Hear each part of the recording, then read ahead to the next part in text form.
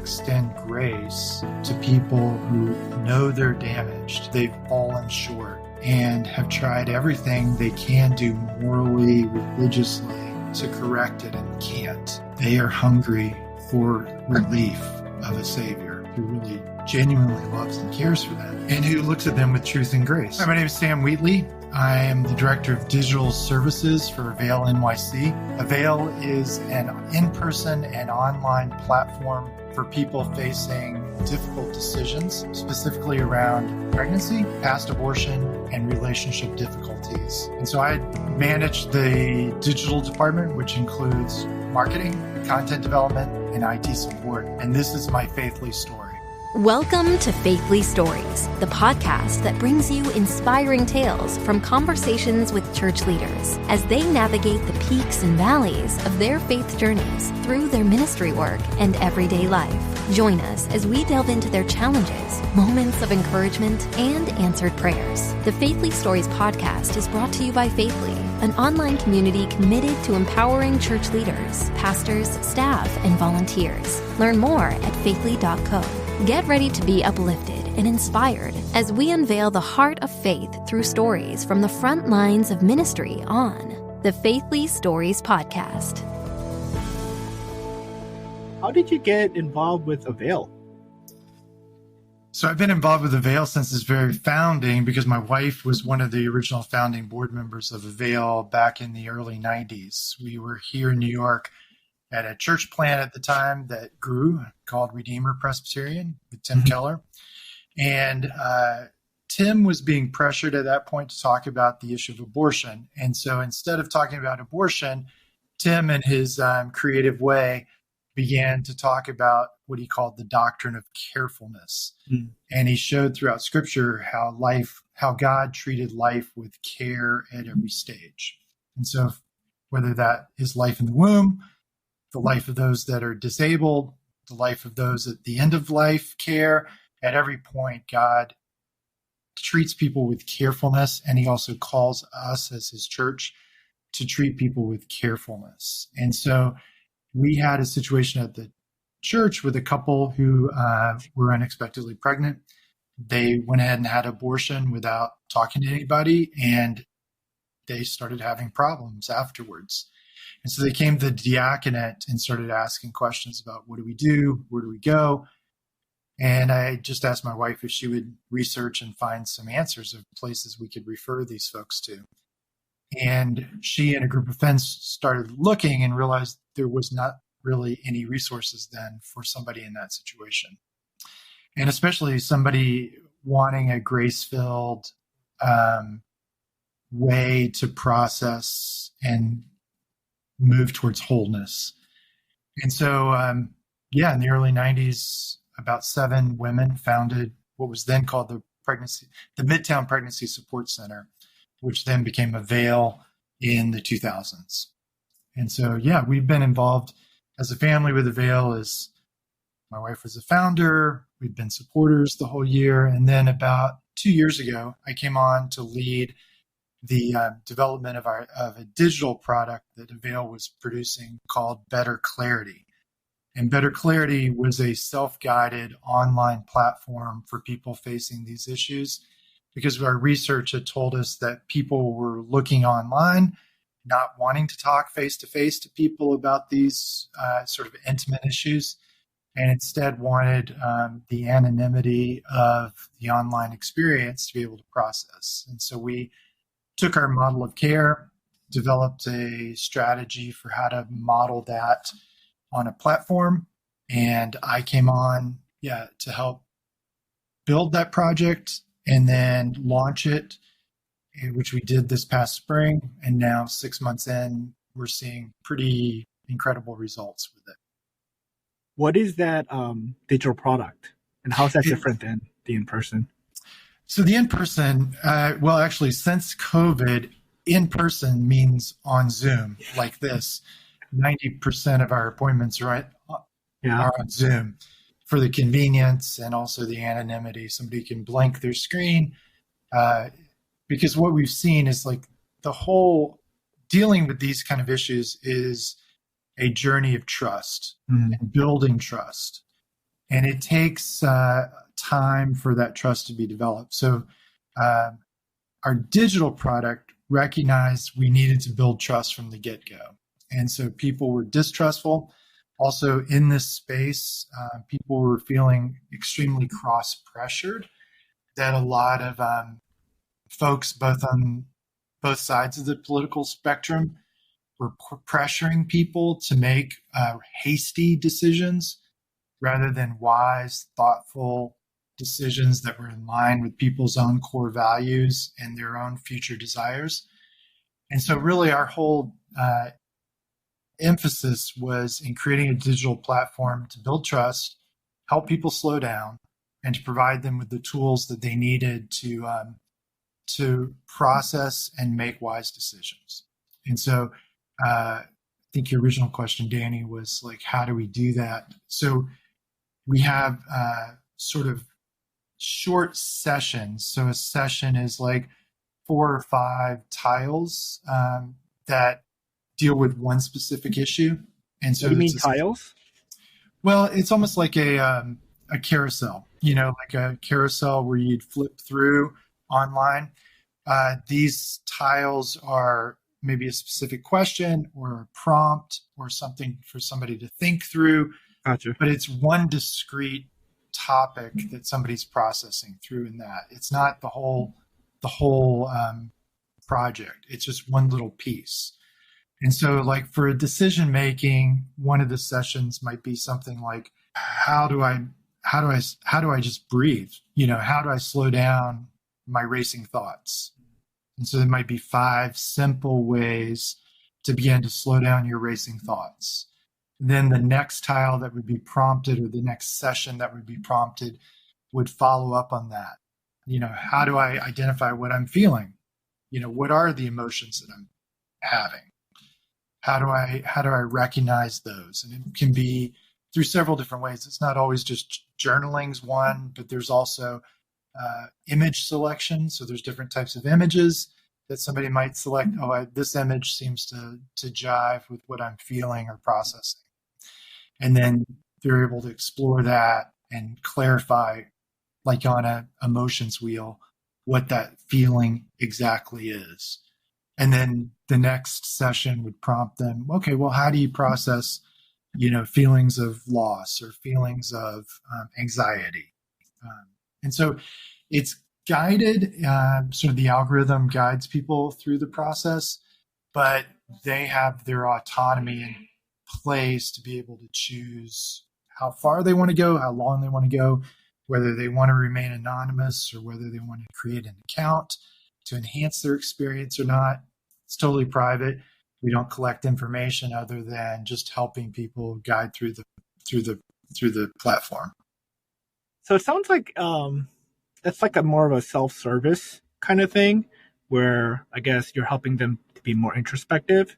But when does the touch point of like connecting them to either a counselor or someone to guide them happen? Or is that usually like you wait for them to be comfortable to like reach out?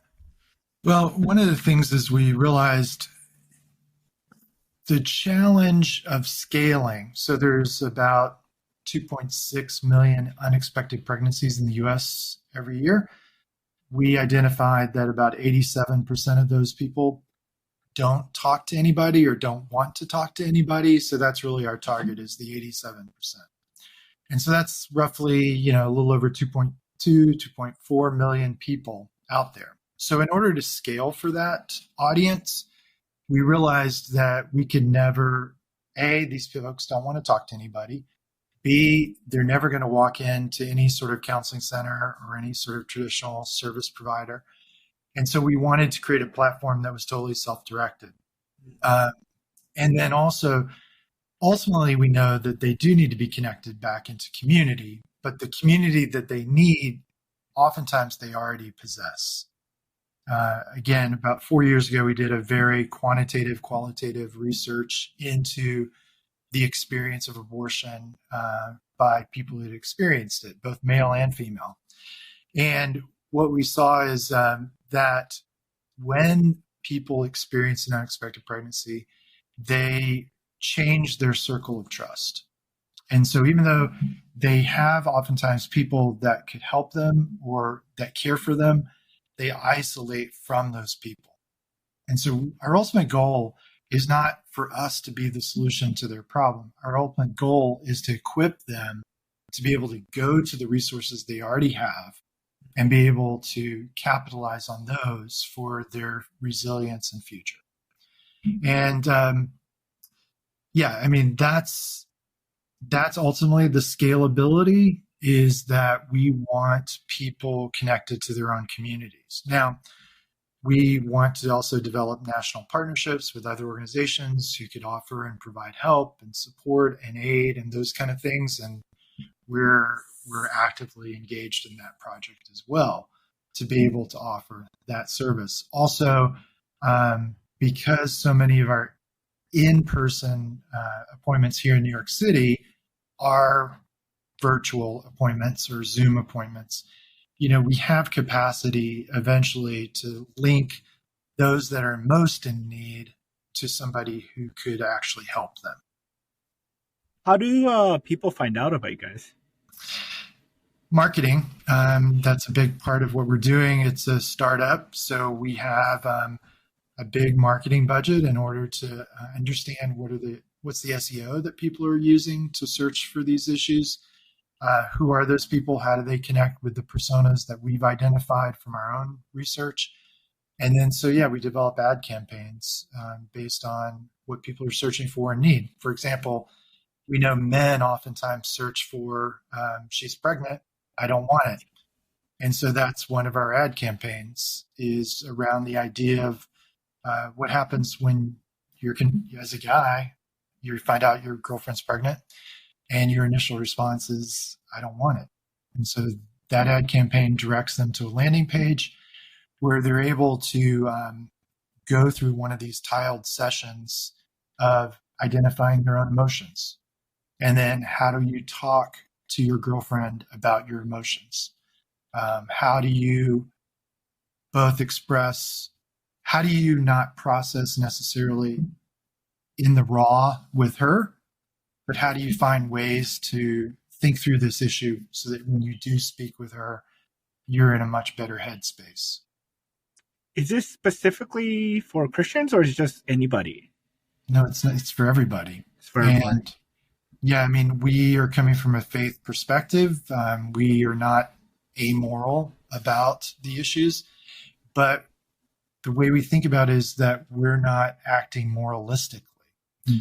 That we want to respect people's agency, but also provide the appropriate tools that they willingly actively can use to make decisions that their future selves will be happy with. Because again, we started with research. Everything is driven by research. No one in our experience saw abortion as a positive thing. It was often the end result of a lot of unresolved dilemmas. And so we identified that if we could help people in the process to resolve those dilemmas, to figure out pathways through them, they inevitably ended up making choices, that were healthier, that were better, that were more wholesome and life-giving for everybody involved. Could you give me some examples of what those dilemmas would be and how it shapes their decisions? Sure. Someone's in college and they think they can't graduate if they have a child. And so we provide ways of thinking through that. Like, here's how you could talk. This is sort of more in person at the moment, but we're actually developing on our online platform a partnership with an organization that works with women in college. And so one of the things is like, how do you talk to your, student affairs office about special, cases for being pregnant in school? How do you work with your professors to solve, maybe your due date and your finals are the same week? There are a lot of those kind of practical ways. The other thing is like, well, how do I apply for childcare support? How do I find resources?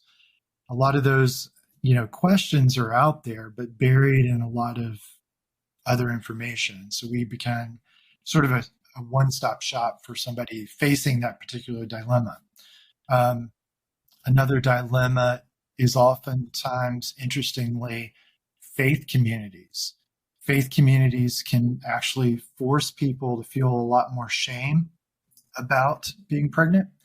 And so it actually isolates people from the people who could actually provide support for them. And so one of the things is, how do I talk to maybe my parents or my faith community about being pregnant?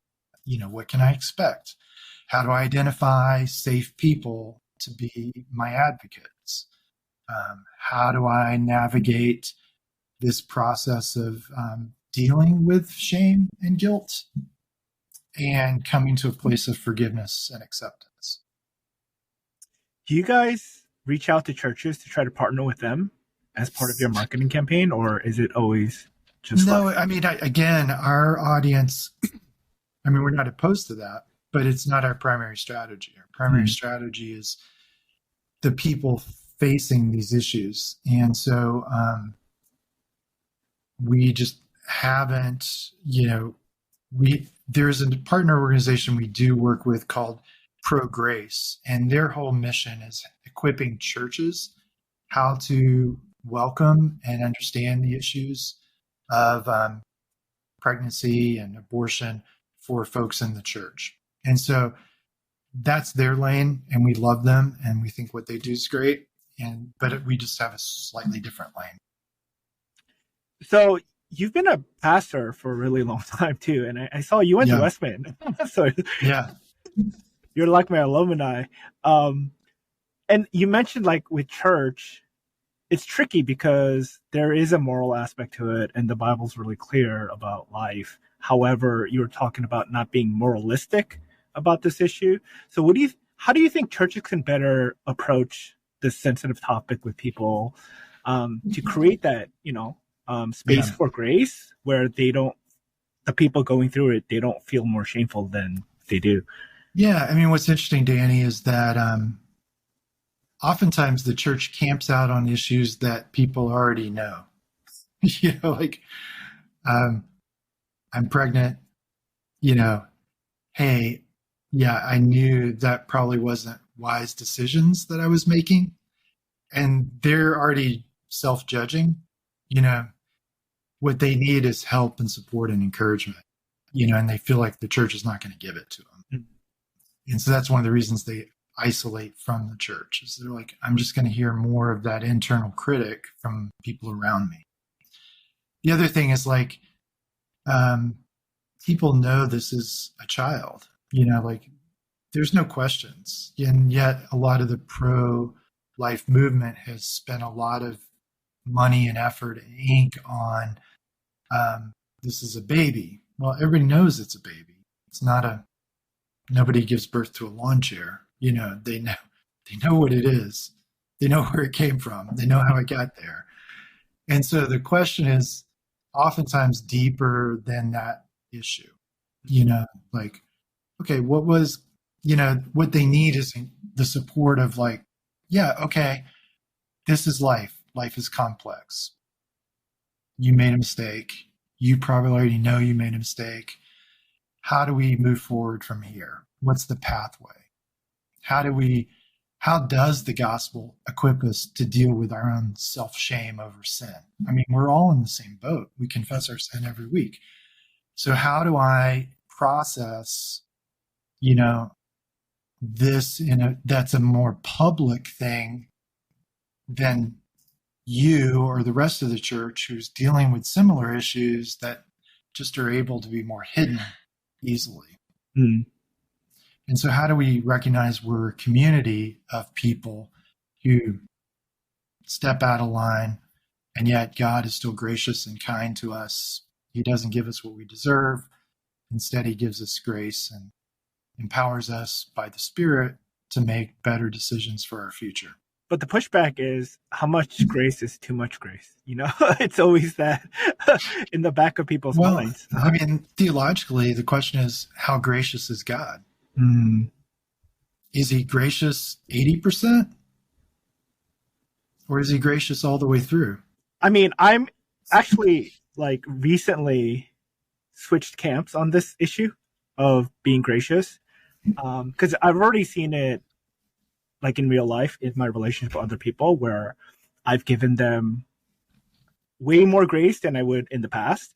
Mm-hmm. And it's a funny thing where a softer touch over the course of like decades, it compounds to a better relationship. And yeah, people still make the same mistakes, but sometimes, and looking at my own life, I can't even stop myself sometimes, when you're in the moment.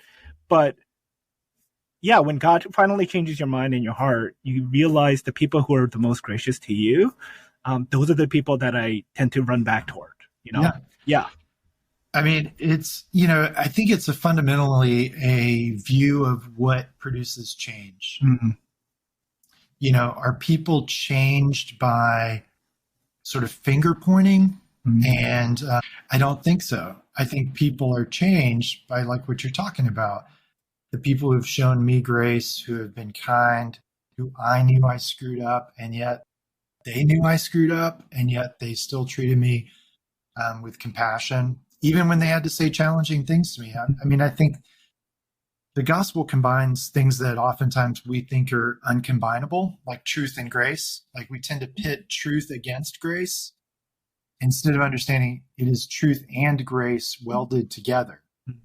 That's what produces change. It's like, hey, I'm not ignoring the situation. I'm not ignoring or pretending, but I'm also not ever, I'm not ever going to abandon or leave you. I mean, again, you hear echoes of scripture here. I'll never leave you or forsake you, and so that's the hard, we would call kind of the third way approach of oftentimes sort of on any issue, we can get caught up in the ditch on the right or the ditch on the left and think the only option is switching camps from a ditch on one side to a ditch on the other side when there's like a 6-lane highway in between. Sometimes we just need to switch lanes. Yeah. We don't need to drive into a ditch. And so with people on sort of these issues of like pregnancy or abortion, to realize like, okay, the Bible is clear. People's conscience is clear. People know these things. I don't have to camp out on it. I can say, hey, how do I help here in the middle? How do I help with this process so that you make good decisions, so that you make wiser future decisions, so that this thing that happened, you're able to learn from, grow from, and move into a healthier space in the future? And how do you help other people with this? How do you encourage people going through the same thing you're going through? How did you come to faith in Christ, and how did you come from your pastoral experience to what you're doing now? Yeah, so I became a Christian. Well, I grew up in the South in the 70s. And so there's, as Flannery O'Connor says, the South is Christ haunted. There's you can't avoid issues of faith, and we went to church regularly as a family and all that. But I don't think I had sort of a turning point in my faith was in high school, where I realized, hey, I can't shake sin. It just keeps, it keeps getting at me. And no matter how much self-effort I put into it, it's not going to change. And so that really brought me to the place of I need some help. And I was in a gracious relationship with a youth pastor who, in a small group Bible study, was just consistently pointing every issue back to the person and work of Jesus, and began to see, man, this is a compelling figure. He is different and profoundly gracious. And so it was in the context of that small group Bible study, I placed my faith in Christ, began to walk as a Christian, try to align my life to Christian values. And how old were you? 15, 16. Okay. Right in there. Then went to college, had great Christian community, did a couple of summer projects in different places, and then after college, came on staff with a Christian ministry full time, which brought me to New York City in the late 80s, working in inner city ministry. And, that was really eye opening too. Christian ministries, that what was success and what was not success. And is oftentimes, not what was touted wasn't always what was actual for ministries in places of poverty, and began to see that there was a need for this kind of third way approach, Could you give me an example? Well, there's sort of what I used to call, drive-by, ministries that would pop up at Christmas, give away a lot of gifts, claim a lot of success, and then they're gone in February, and the neighborhood's not changed at all. And yet there were also, on the flip side, sort of lots of little mom and pop ministries that were faithfully present, doing all kinds of stuff that was far more effective, and yet got far less praise or, notoriety for those things. And so began to realize, what's behind the story is most important. And so, we were part of Redeemer as it first got started. And so that was really transformative, seeing what we felt like at the time was a church that really embodied a gospel stance of this third way, neither sort of right wing or left wing, but tried to hold truth and love together in a fresh way, which then led me to go to Westminster. They were offering extension courses at the time. And so I started, taking Greek and introduction to ministry and those kind of things here in the city while we were working in Washington Heights, and then ended up matriculating to Westminster, graduating, then sort of a typical church journey. I went on staff at a church for 3 years in Atlanta, and then moved to Salt Lake City and planted a church there for 16 years, and then came back here to New York in 2016 to help on the executive team at Redeemer as Tim Keller was stepping down, and helped sort of remanage how we were going to divvy up the congregations and ministries in ways that made sense. Then I went to Dallas for a few years in pastoral ministry, but was really thinking through what's next. I felt like I'd kind of come to the end of my pastoral phase of ministry. And then that's when Avail reached out to me to come on to help with building this platform. And so, I've enjoyed that work. A lot of it is, I wasn't necessarily a marketing expert or IT expert, but I've learned a lot in the last 2 years. And, what I feel like I do well is manage people and listen and sort of keep the user journey at the center of what we're doing, which is, I think, helped guide me through this transition.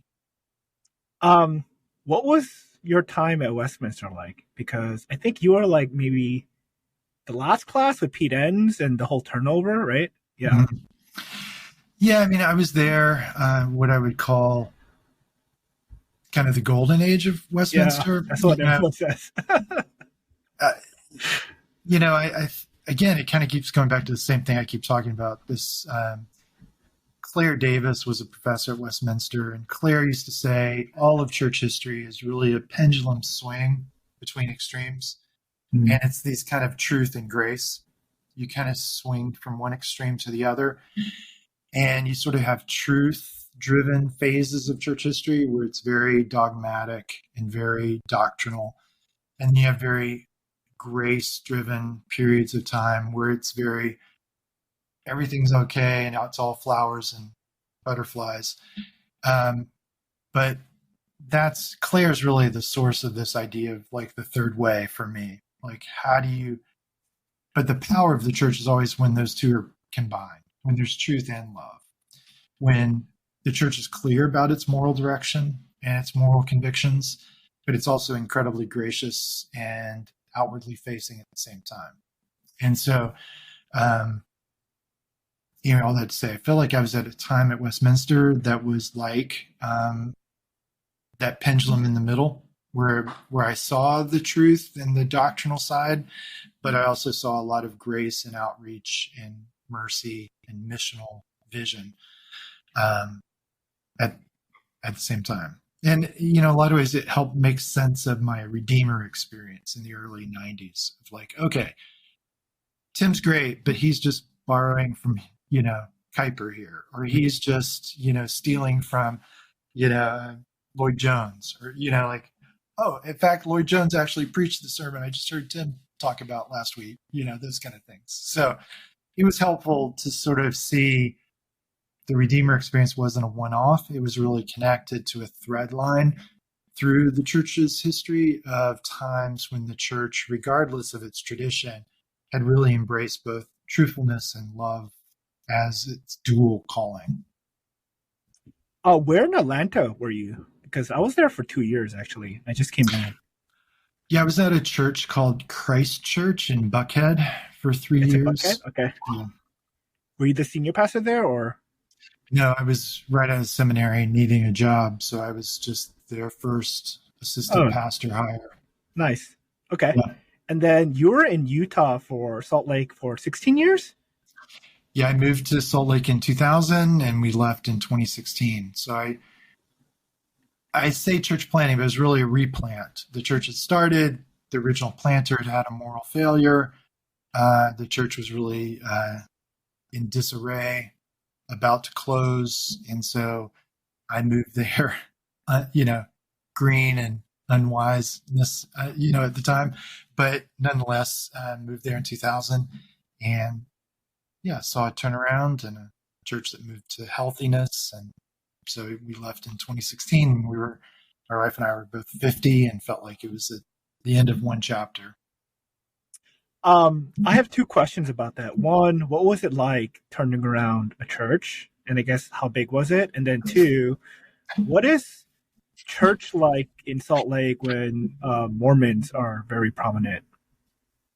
Yeah, I mean, a church turnaround is the worst of all possible worlds. There's no money and all problems. And so it's really only by God's grace that it happened. Mm-hmm.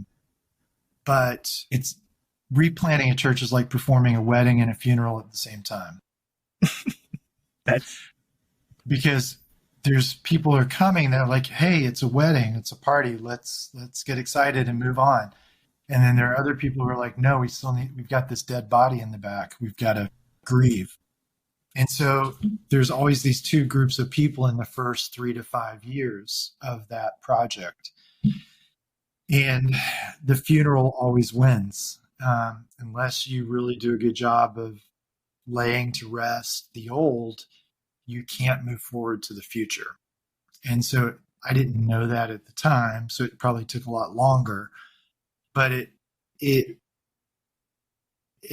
took having to sort of honor the past and recognize what God had done in the past and not just pretend it hadn't happened, even the bad parts, and be able to grieve it before we could move on. But I think in the early days, I tried to move on too quickly. Let's just talk about the party, and it made people who needed to grieve mad. Mm. So yeah, that was the first 3 to 5 years was a lot of wedding funeral stuff. Then after that period of time, it was like, okay, this is who we are. How do we live missionally in a context that is, says a lot of Christian things, but may not be quite as Christian as it seems to be on the surface. And so this got into like, how do we talk about our faith in ways that connect to the heart and don't get sidelined by grammatical issues. And so it was very much a missional experience of like, how do we affirm good things that are part of this culture? And how do we, take a different point of view without becoming just finger pointy and angry again, kind of going back to similar themes of like, how do people change? People change when you recognize there is a problem and you provide an alternative solution that actually works. And so, yeah, we began to see, I began to see my role as a pastor in that context was just helping my church act like good missionaries.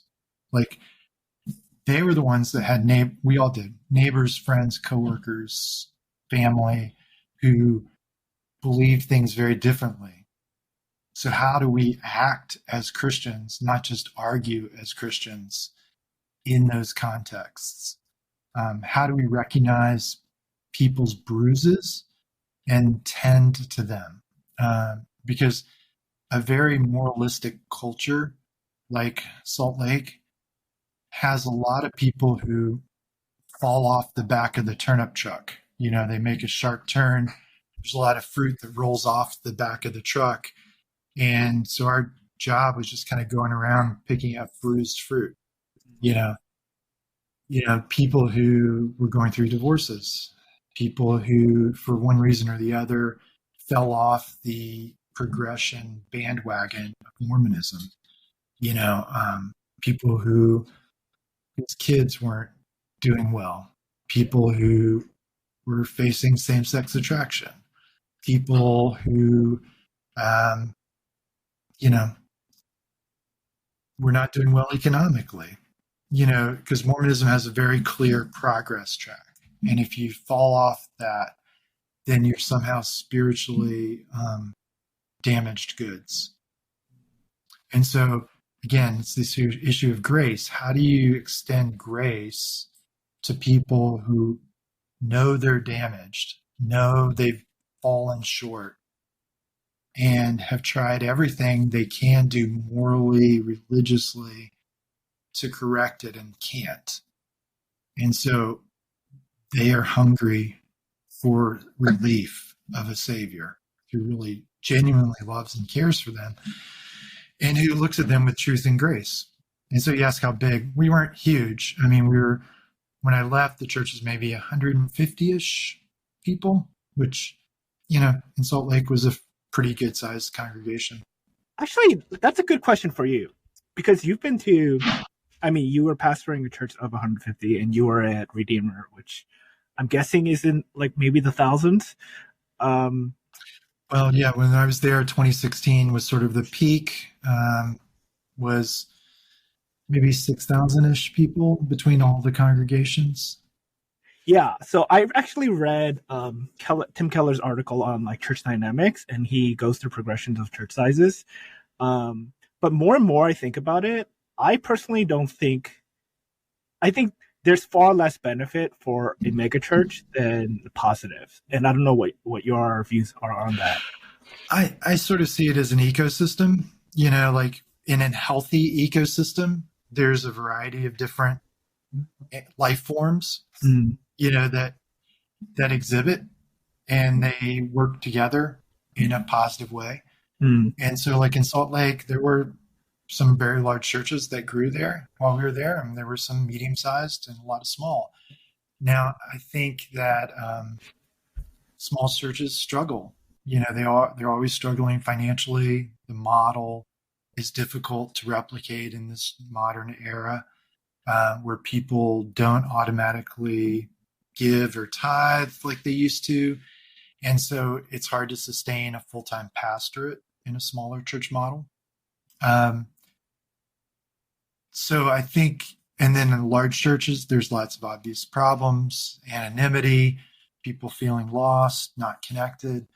But on the flip side, like in a healthy ecosystem, those can work together, where, like in Salt Lake, I felt it was the most healthy church ecosystem I'd ever been a part of.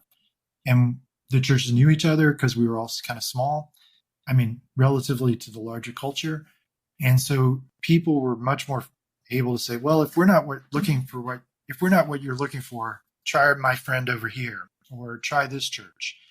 And there were periods of time where people would kind of rotate because they had different needs at the time. Like, hey, my high schoolers going through a lot of stuff and I need some specialty help with that area. Okay, well, we don't have that, but this church does. And I think when there was more of an open-handedness about the people are the Lord's, the people aren't ours, then those churches can work well together. I totally agree. Maybe it's not much church size, but just a mentality of the churches. Yeah, attitude is, definitely, Danny. Attitude is everything, and there's a lot of places where every church is trying to be a cathedral, it just doesn't work. There's a need for parishes and there's a need for cathedrals. Like, a 150 size congregation can't put on an orchestra and a Christmas pageant, at the same way a 3,000 member congregation can. There's no shame in that. It just is the fact. And they different strokes for different folks. Different congregations attract different kinds of people. Yeah, but my mentality is more like a Uno reverse, because if someone says, "Oh yeah, they have an orchestra," it's like, but why do we need it? I mean, once in a while, great, but like every week, because the other side of it is, like you mentioned, like there's a higher operating cost for bigger churches, right? And when I think about and this isn't just churches, it's just like Ivy League schools and their endowments where they have like $60 billion just sitting, on cash. It's mind-boggling to me that there's just so much money stored, yet not being utilized because people are like trying to preserve something in the future. And even for churches, like, I don't know what the budgets are, but I used to work at a big church and we're spending a lot of money on things. And a lot of times they don't even itemize everything. It's just like a general estimate of this is how much we're spending. And I'm mind boggled when specific needs for people, the budget's a lot smaller. So I don't know. That's something I still struggle with. Yeah, I mean, it's sort of like the book of Proverbs, right? Don't give me too much or don't give me too little. Help me to have just enough. And most of my church experience has been the Lord is always faithful, but he's never early and he's never overly abundant in his provision. It's always exactly what I need. So other people may have different experiences, but my joke is he always gets more than enough, but the more than enough is like a penny more or $1 more. It's like, okay. So what made you kind of transition out of pastoral ministry? Because that kind of happened to me too. I think a lot of factors. One is, I think just personally, I was ready for a different challenge. Second of all, I think that the nature of the church currently has gotten extremely hard to manage. Sort of the political, cultural environment is putting pastors in a no-win situation that, no matter what you do, no matter how much you say one thing or the other, it is hard to stay a third way leader in a right ditch, left ditch world. And so, there's certainly some of that. Third, I think I was wanting a place where I could be a little more innovative and try some new strategies, because I was seeing sort of a radical shift in the nature of people we were trying to reach. I often joke that I'm a perfectly attuned pastor for the 1990s. Like, if you could just can me up and send me back to the 1990s, I'd be awesome. Yeah, I hear you. I mean, that was my childhood, so I totally get you. So I think there's, I just feel like there were some age and stage issues. There were some desires to have a different challenge for the third phase of my career. And there is I think there is a missional challenge that was behind it all, that the world really is fundamentally changing. And there needs to be some creative innovation on thinking about what does it look like to reach and genuinely care for and show people a gospel approach to life that we haven't tried before. So what advice would you give to pastors who feel like, I went to seminary, I went to Bible school, this is the only thing I know, and they're maybe like gun shy, maybe leaving the pastorate to go to another industry? Yeah, don't feel that. You're not pigeonholed. I think people in the church have this strange way of shackling the pastor by saying, you're doing God's will by being our pastor. And oftentimes that's a way of keeping them from actually considering the call to something else. I mean, I would have people, as a pastor would come to me and say, we're going to another church. And it would always hurt, what did we do wrong? But over time, you're going to realize the Spirit blows where it wills. I can't control people. It's not my job. I can bless them. And so the more I could bless people and help them feel like they were sent and they were encouraged, the more those relationships developed over time, the more people would come back, and the thing they thought was the shiny, glittering goal didn't turn out. They're like, oh, well, we should just go back to where we were loved and cared for. And they showed us we were loved and cared for by how we left. So I kind of think that with ministry, it's not a life sentence. It is, God calls people into the pastorate and he calls people out of it. There's no shame in that. What else would I say? I think pastors are under-recognized, and all Christian ministry folks are under-recognized in the skills that they develop that are transferable to business or all kinds of other fields. They have to deal with competing demands. They understand how to do a lot with a very little bit of budget. Generally, they're often very good at communication and speaking and taking complex ideas and making them understandable to everyday folks. They're good at collaboration. They're good at creative thinking. They're good at all kinds of things that, the modern marketplace demands. You can have any sort of degree, and I can tell you in 3 years, it's going to be a totally different field than what you started. And so you've got to be able to be swift on your feet to think about implications. And so I think ministry folks do a very good job at that. And I wish more folks in the marketplace understood that and were willing to give them off-ramps from ministry. Yeah, I mean, primarily me asking you is I already have people in my mind that are pastors, and talking to them, it's been COVID's been really difficult and just transitioning out of that, but they all feel stuck because this is all they know. And for me, I've worked before seminary. I went to seminary. I worked at church. I thought I was going to do that all my life. Then I got into coding, and all these steps along the way, I was always put in a position to do something brand new, and it was hard. But that's normal.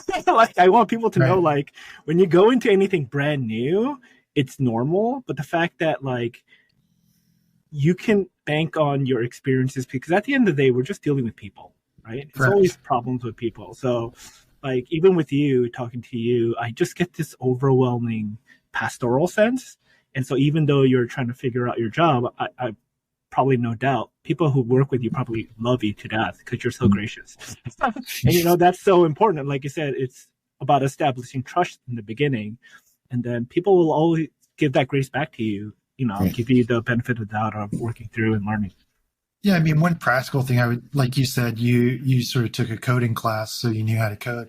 I mean, do something if you're a pastor out there and looking, or ministry for folks and looking to make a transition. Go get a certification in something, that interests you. Maybe design, it may be user experience, it may be coding, it could be all kinds, but something that's really super practical that people are actually looking for help to do. And then parlay that into, who do you know that needs this kind of thing, and just start networking. You're experts at networking. So turn on that skill set. Very minimum, people should just blog and write a book, and then it'll help bring that exposure of what you know, and then people will find you. So, yeah. Yeah, I mean, again, writing or blogging or, podcasting is a great way of just refining your voice. What is it that I say? What are the topics that I keep coming back to? I have some fun questions I'm going to ask you now. What was your best childhood memory? Oh, my best childhood memory is I had an art teacher named Linnell Widener. So every Thursday afternoon, I went to a group of us to her house, and she taught us art. And just that time of doing something with my hands creatively was the best part of my childhood. How often did you go? Every week, from about second grade through junior high school. And what made you give up art?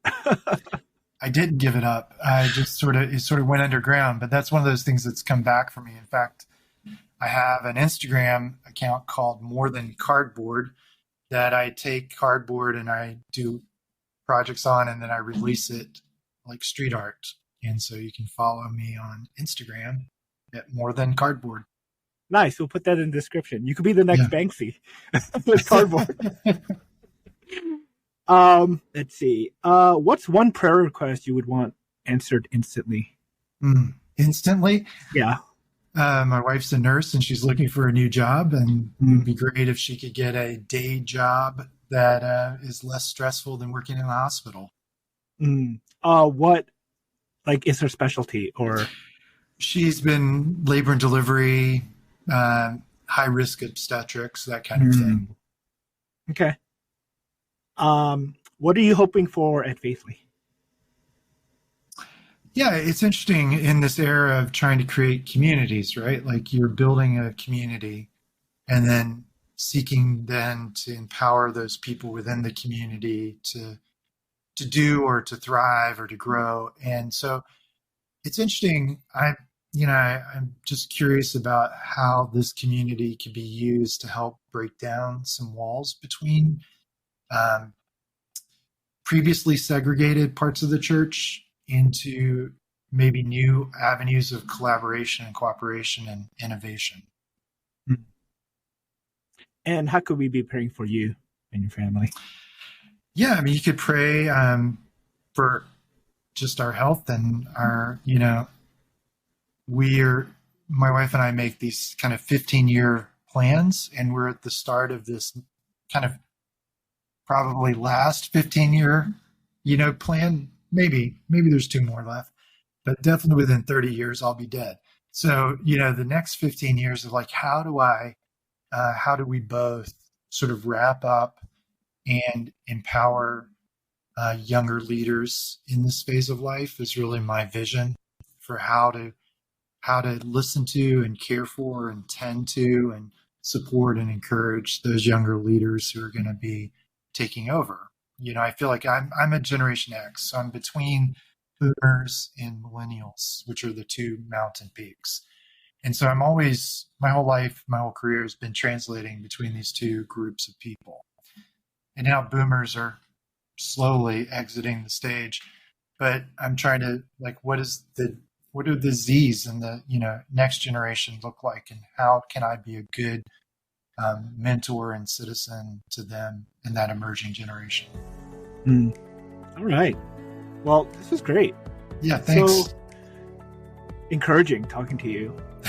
Your voice is just very pastoral. Well, thanks, Danny. Appreciate it. Well, that's it for the podcast, guys. Bye. Thank you for tuning in to the Faithly Stories podcast. We pray this episode gave you the encouragement you needed to continue on your journey. The Faithly Stories podcast is brought to you by Faithly, an online community committed to empowering church leaders, pastors, staff, and volunteers. The Faithly digital platform offers innovative and practical tools and resources to enhance connection, foster collaboration, and promote growth within the church and ministry space. Remember to subscribe, rate, and review our podcast to help reach more listeners like you. Stay tuned for more uplifting tales from the front lines of ministry on the Faithly podcast. Stay bold, stay faithful, and never underestimate the power of your own story.